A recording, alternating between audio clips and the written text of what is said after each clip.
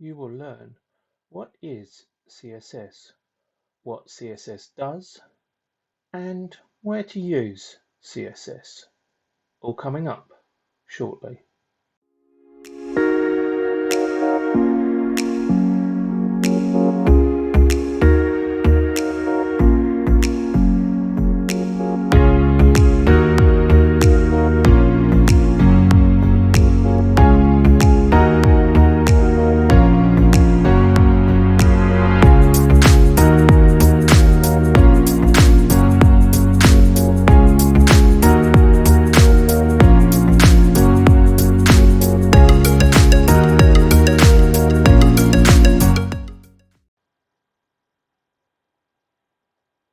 The 5 steps that we will take to begin using CSS are defining what CSS is, what component decorators are, define a class in CSS, implement properties within a class, where CSS fits into Angular.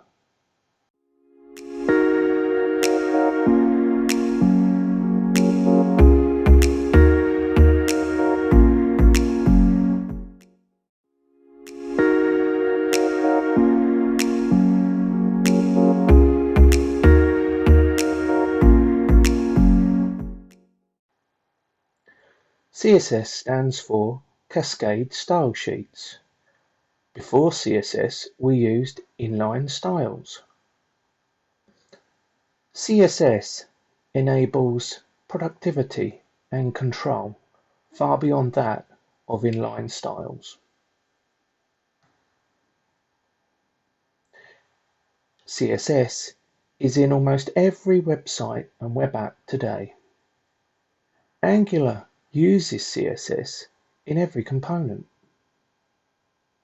CSS is used where the app is displaying something. CSS defines how things are styled. CSS tells the user interface how to style elements. These elements include color, height, width, and borders.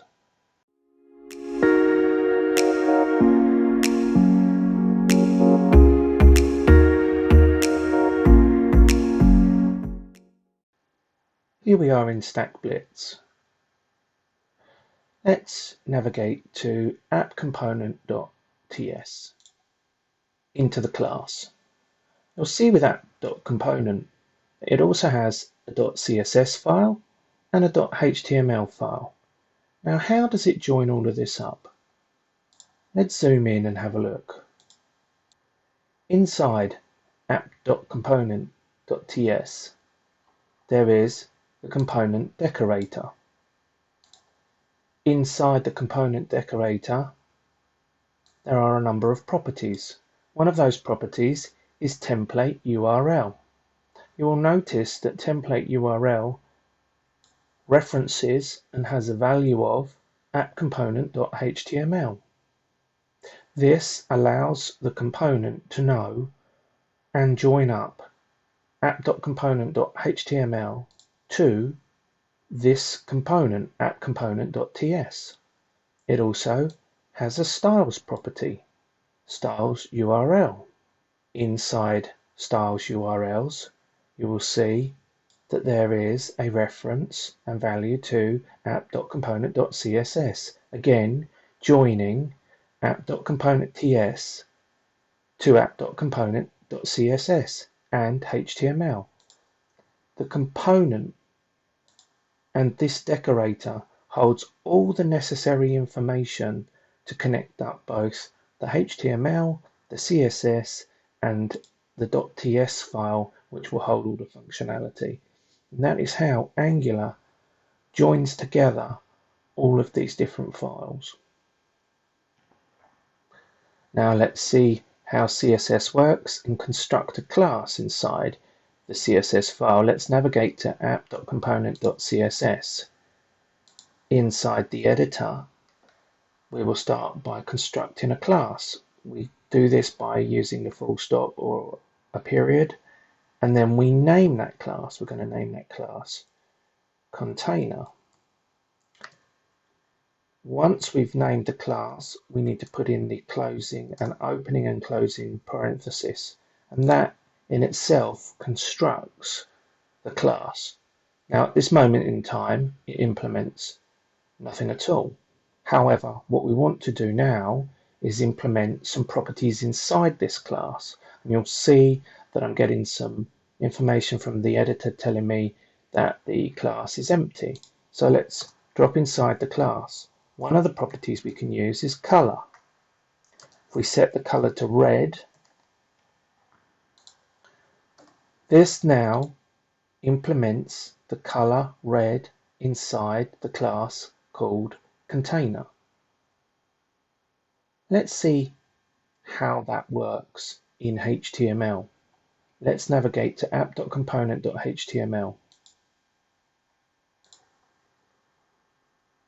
Let's put in a h1 tag. Inside the tag, we'll write the word to do. We'll see that that implements in the browser in a strong font. Inside h1 tag,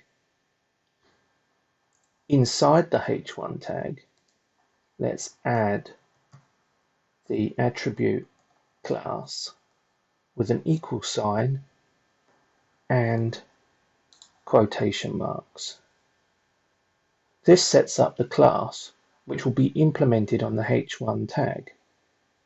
Inside, let's type the name of the class we just set up, container, container. We see that the editor has changed the word to do to red. The class is implementing the container, and the class container has the color red. This is all working because the component decorator joins up the HTML and CSS and implements it accordingly. You can see how classes are extremely powerful, how Angular and its decorators are extremely powerful, and how simple and easy it is to very quickly build up interfaces and designs.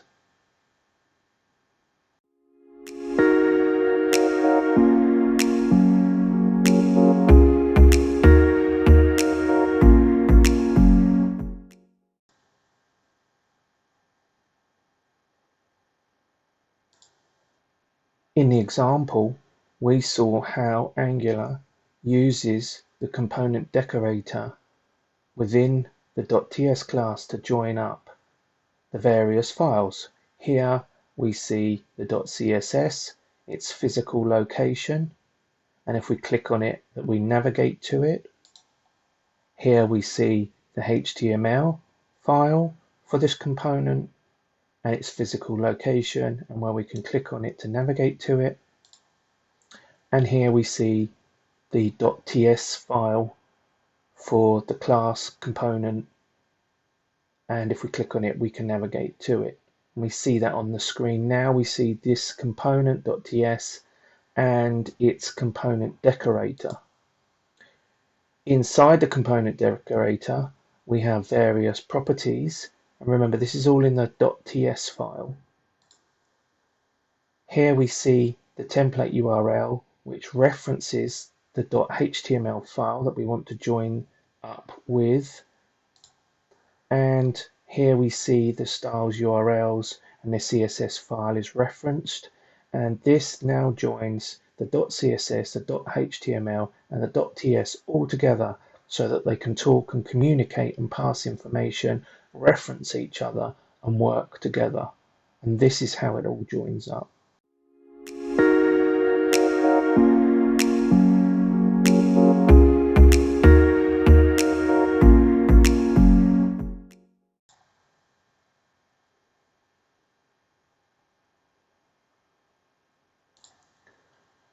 In order to construct a CSS class, we use the full stop or the period. We then name the class. In this instance, we've named it container. We then follow that by opening a parenthesis, the curly brackets, and we close the class out with a closing parenthesis or curly bracket, and this constructs your class in the .css file.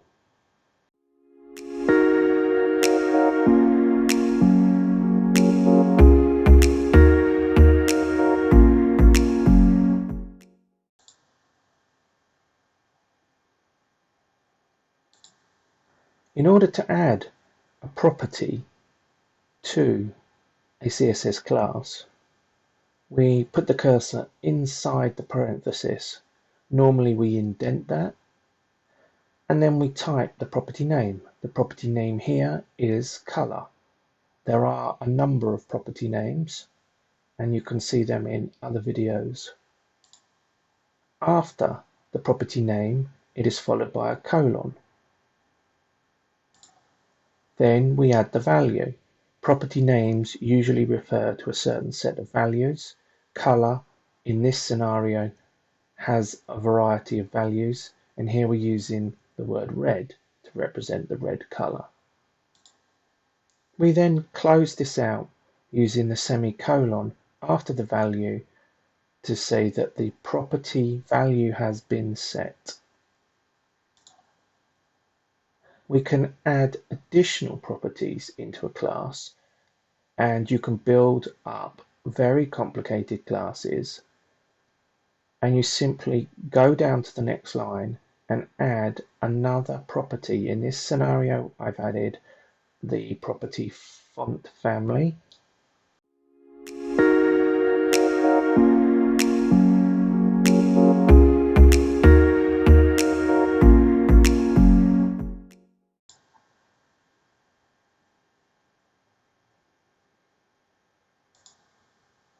To use a class inside HTML, we start off inside the tag. Notice how we've extended the closing angle bracket.